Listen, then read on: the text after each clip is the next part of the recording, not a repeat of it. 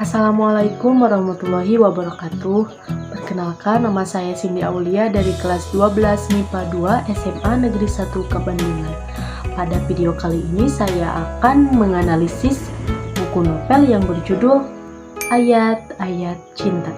Mari kita simak video penjelasan berikut. Jadi, novel ini bercerita tentang kisah seorang pemuda bernama Fahri bin Abdullah Siddiq. Ia merupakan seorang mahasiswa di Universitas Al-Azhar Mesir. Di Mesir, ia tinggal bersama 4 temannya yang sama-sama dari negara Indonesia. Di sana mereka tinggal di apartemen dan mereka memiliki tetangga yang sangat baik, yaitu yang bernama Tuan Boutrus dan juga istrinya bernama Madam Nahed. Sepasang suami istri tersebut memiliki anak yang bernama Mahed dan juga Maria. Keluarga Tuan Boutrus yaitu keluarga yang beragamanya Kristen Koptik yang sangat taat. Tuan Boutrus dan juga Madam Nahed yaitu memiliki gadis sulung yang bernama Maria. Ia merupakan gadis yang sangat unik meski agamanya Kristen, tetapi ia sangat menyukai Al-Quran. Begitu hebat bukan? Begitu sangat tua bukan? Ketika Fahri menuju ke Subra El Khaimah untuk mengunjungi Syekh Abdul Fattah, ia tak sengaja bertemu Aisyah di sebuah metro. Aisyah merupakan gadis bercadar yang berasal dari negara Jerman. Selain itu, ada tetangga Fahri yang sifatnya bertolak belakang dengan keluarga Tuan Boutrus, yaitu keluarga Bahadur, dan istrinya yang bernama Syaimah, dan anaknya yang bernama Naura. Naura yang selalu disiksa oleh ayahnya itu terlihat oleh Fahri. Namun, Fahri tak bisa menolong Naura dan ia meminta Maria untuk melakukannya. Sehingga hal tersebut membuat Maria sangat kagum terhadap Fahri dan mencurahkan semuanya dalam sebuah buku diari. Ada seorang anak perempuan yaitu yang bernama Nurul.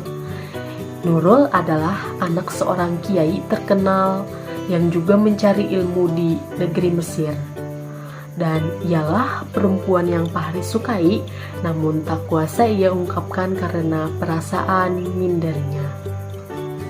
Adapun unsur intrinsik novel Ayat-Ayat Cinta, yaitu yang pertama ada tema. Tema yang diangkat dalam novel Ayat-Ayat Cinta adalah mengenai seorang pemuda bernama Fahri yang sedang menimba ilmu di Al-Azhar Kairo Mesir. Bukan hanya itu, novel Ayat-Ayat Cinta juga mengangkat kisah kehidupan sosial, kehidupan perjuangan, dan juga cinta. Dan yang kedua yaitu ada tokoh dan juga penokohan. Tokoh dan juga penokohan yaitu ada Fahri. Fahri adalah sosok pria tampan yang taat beragama, cerdas, dan juga peduli. Yang kedua ada Maria. Maria merupakan seorang wanita cantik yang beragama Kristen dan sangat kritis. Dan yang ketiga ada Aisyah. Aisyah gadis muslim yang sangat cantik dan juga baik hati. Yang keempat Naura, yaitu gadis yang baik namun penakut. Dan yang kelima Tuan Boutrus, yaitu orang yang kalem dan juga baik. Dan yang keenam yaitu Madam Nahed, yaitu orang yang sangat penyayang. Dan yang ketiga yaitu ada alur yang terdapat dalam novel Ayat-Ayat Cinta, yaitu menggunakan alur maju.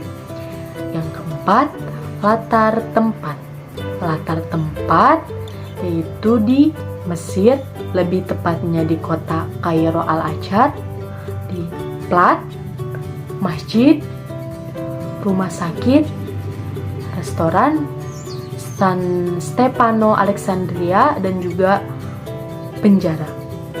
Dan yang kelima yaitu ada latar waktu. Latar waktu di pagi hari, siang hari, dan juga malam hari.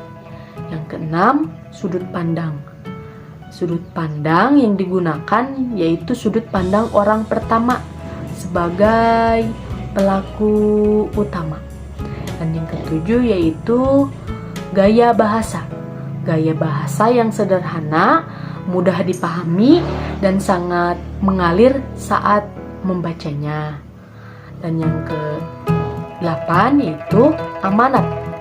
Amanat yang terkandung dalam novel tersebut yaitu yang pertama ada semua rencana yang kita jalankan tidak akan berdaya apa-apa terhadap rencana Allah Subhanahu wa Ta'ala.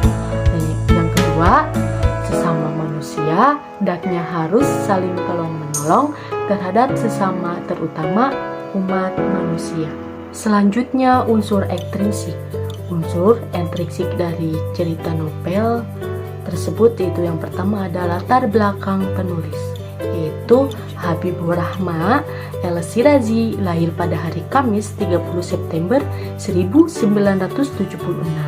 Ia memulai pendidikan di MTS Futuhiyah 1 Meranggen sambil mondok di Pesantren Al-Anwar dan melanjutkan ke Universitas Al-Azhar pada tahun 1995 dan lulus di tahun 1999. Karya beliau sudah cukup banyak dan salah satunya novel Ayat-Ayat Cinta. Latar belakang sang tokoh penulis sangat berpengaruh terhadap tulisannya, di mana sang tokoh Fahri yang juga merupakan seorang mahasiswa Al-Azhar yang sama seperti penulis. Yang kedua, nilai sosial yaitu yang terkandung dalam novel tersebut yaitu sebagai umat manusia ketika hidup di negeri orang hendaklah harus saling membantu dan saling melengkapi satu sama lain.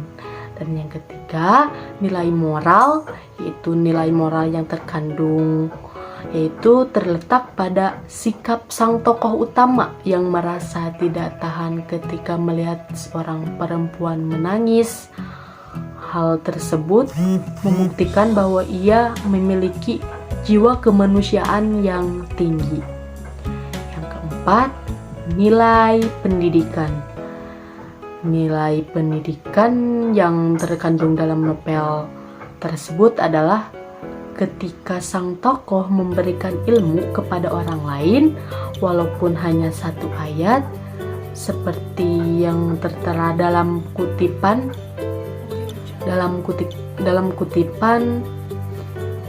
ketika mengamalkan hadis Nabi, taha'abu seringlah kalian memberi hadiah, yaitu terdapat pada halaman 112.